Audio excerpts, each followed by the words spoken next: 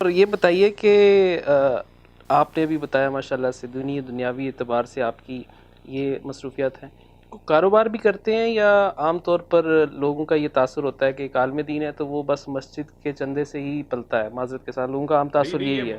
یہ آپ نے بڑا ویلڈ کویسچن کیا ہے اور اچھا کویسچن ہے، اور میں یہ سمجھتا ہوں کہ یہ جو ایک تاثر ہے اس کا لوگوں کے سامنے ان کو اس کا جواب بھی ملنا چاہیے. کسی عالم دین کا چندے کے اوپر پلنا یا زکوٰۃ کے اوپر پلنا قابل اعتراض بات نہیں ہے، لیکن اللہ کا فضل و کرم یہ ہے کہ ہمارے خاندان کے اوپر میرے دادا سے لے کے میرے والد صاحب بھی بہت بڑے کاروباری تھے، اور ہم تینوں بھائیوں کا اللہ کے فضل و کرم سے پراپرٹی کا ایک بزنس ہے. اور اللہ کے فضل و کرم سے جس مرکز میں آپ بیٹھے ہیں اس کے اندر سب سے زیادہ کنٹریبیوشن ہماری اپنی فیملی کی اور ہمارے دوست احباب ان لوگوں کی ہے کہ جو میرے کاروباری پارٹنر بھی ہیں. اس کا مطلب یہ نہیں کہ پبلک کا کوئی پیسہ نہیں، پبلک کے اندر بھی کچھ لوگ ڈونیشن دیتے ہیں، وہ بھی ہم استعمال کرتے ہیں، لیکن زیادہ لوگوں کو یہ محسوس ہوتا ہے ان کو ڈونیشن کی ضرورت ہی نہیں ہے، یہ خود بزنس مین ہے اور خود کاروبار کرتے ہیں. اور میں یہ سمجھتا ہوں عبدالمتین بھائی، یہ میں بات شرح صدر سے کہنا چاہتا ہوں کہ اگر یہ علماء کے اوپر طنز کرنا مقصود نہیں ہے، لیکن اگر کاروباری فیملیز اور امیر گھرانے کے لوگ اپنا ایک ایک بچہ دین کے لیے وقف کر دیں تو معاشرے کے اندر جو تبدیلی ہے وہ بڑی جلدی آ جائے گی. اس کے اوپر طنز اور تشنیع کرنا کسی عالم پہ مقصود نہیں ہے، لیکن ایک عالم خود کماتا ہو اور خود خرچ کرتا ہو تو اس کو کسی انتظامیہ کی یا مسجد کمیٹی کا خوف نہیں ہوتا.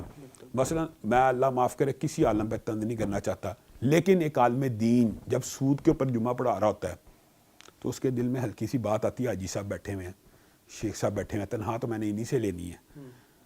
یہ ایک فطری بات ہے، وہ دین کا ابلاغ کرتے ہیں، طنز نہیں ہے.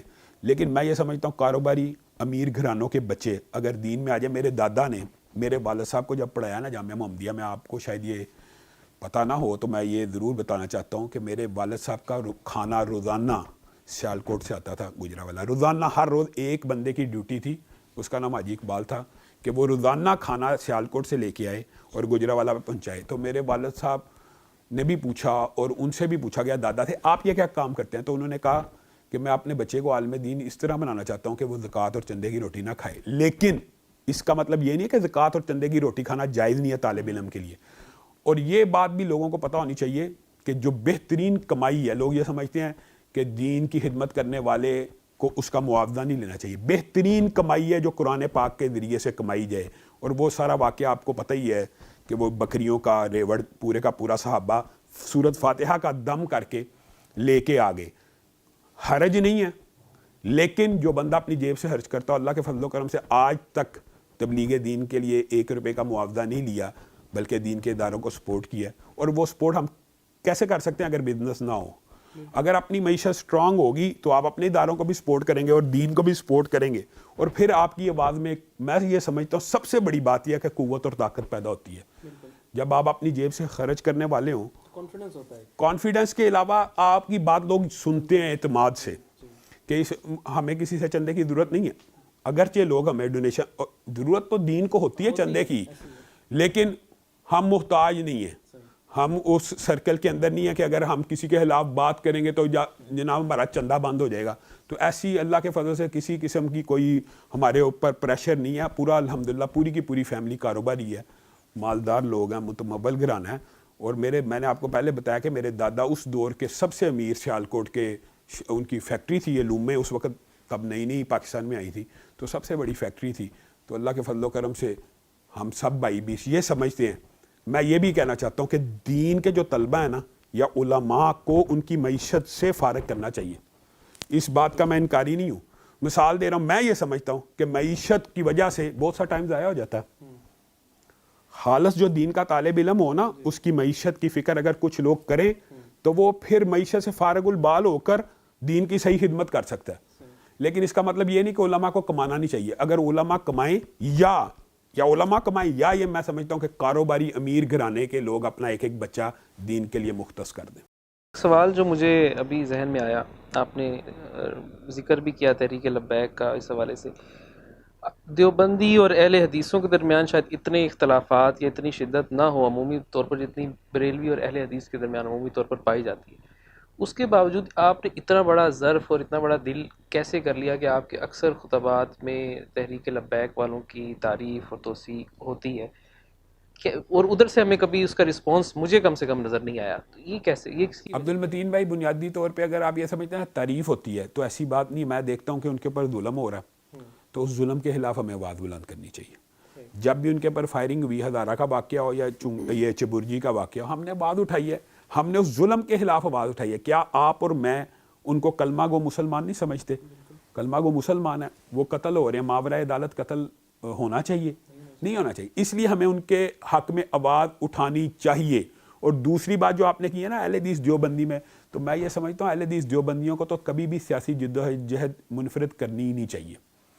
میرے والد صاحب کا مفتی محمود کے ساتھ بڑا گہرا تعلق تھا. مولانا فضل الرحمان جو ہیں میرے والد صاحب کو ایک بڑے بھائی کی حیثیت سے ساری زندگی دیکھتے رہے, اور ہماری بڑی, اور یہ خاص طور پہ اس کے بعد کے بھی مولانا غلام اللہ خان صاحب اور میرے والد صاحب کے ساتھ بڑا گہرا تعلق ہے. اور اب عصر حاضر کے جتنے دیوبندی علماء ہیں, مفتی طارق مسعود ہو گیا, معاویہ اعظم ہو گیا, مفتی عدنان کاکا ہیل ہو گیا, مفتی ابو محمد, یہ سارے ڈاکٹر خلیق اور رشید, سب میرے دوست ہیں.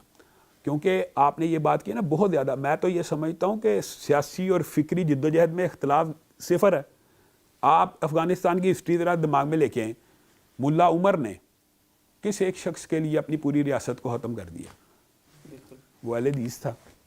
اتنی بڑی قربانی, یعنی یہ ہماری تو آپس میں قربانیوں کی داستان ہے, شاہ اسماعیل شہید سے لے کے شاہ احمد بریلوی تک. تو یہ تو ہمارے درمیان تو یہ سیاسی جو فکر ہے نا, وہ تو آپ سمجھے سیاسی فکر میں تو بالکل ہی لمبا چوڑا اختلاف نہیں ہے, دونوں حریت فکر کے. ہاں بریلویوں کے ساتھ اگرچہ اختلاف بہت زیادہ ہے, یہ بات آپ کی حقیقت ہے, اور ان کی طرف سے میں نے بھی جیسے آپ کہتے ہیں اتنا ویلکمنگ رسپانس نہیں دیکھا, لیکن آپ کیا سمجھتے ہیں اس کے اثرات نہیں مرتب ہو رہے؟ ان کے ہو رہے ہیں, ان کے نوجوانوں کے اوپر یہ اثرات مرتب ہو رہے ہیں. وہ ہماری آواز کو اس وقت حق سمجھتے ہیں, اور وہ اس بات کے اوپر کنونس ہو چکے ہیں کہ وہ بھی انڈیپینڈنٹ کچھ نہیں کر سکتے. اور دوسری بات یہ عبد المتین بھائی, اس طرح کے گروہ کو کبھی بھی تنہا یا کارنر نہیں کرنا چاہیے, ان کو مین سٹریم میں لانے کی کوشش کرنی چاہیے. کیوں؟ ہم یہ سمجھتے ہیں جب کوئی بندہ مین سٹریم میں آ جاتا ہے نا, اس کا تشدد کم ہوتا ہے.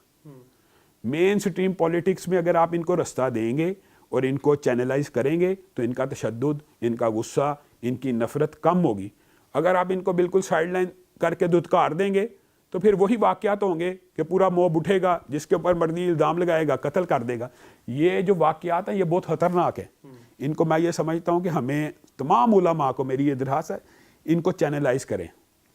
ان کے اندر بہت زیادہ ایگریشن ہے, یہ بات آپ کی درست ہے, اور ان کے اندر بہت زیادہ نفرت بھی ہے, اور لیکن اس نفرت کو سٹریم لائن کرنا ہے کہ نہیں, ان کو چینلائز کرنا, یہ ہمارے معاشرے میں ہمارے ساتھ رہتے ہیں کہ نہیں, کئی سو سال سے ہم اکٹھے رہ رہے ہیں نا, تو آپ ان کو اپنے ساتھ لے کر اسی طرح چلیں. مولانا فضل الرحمان نے اگر شدت پسند دیوبندیوں کو چینلائز کر دی ہے تو یہ بھی ہو جائیں گے, لیکن اس کے لیے وہی بات ہے, ظرف کھلا کرنے کی ضرورت ہے دونوں سائڈوں سے. معاویہ بھائی سے میری اس والے سے بات ہوتی رہتی ہے, وہ بھی مجھے یہ کہتے ہیں یار انہوں نے کبھی رسپانس نہیں دیتا.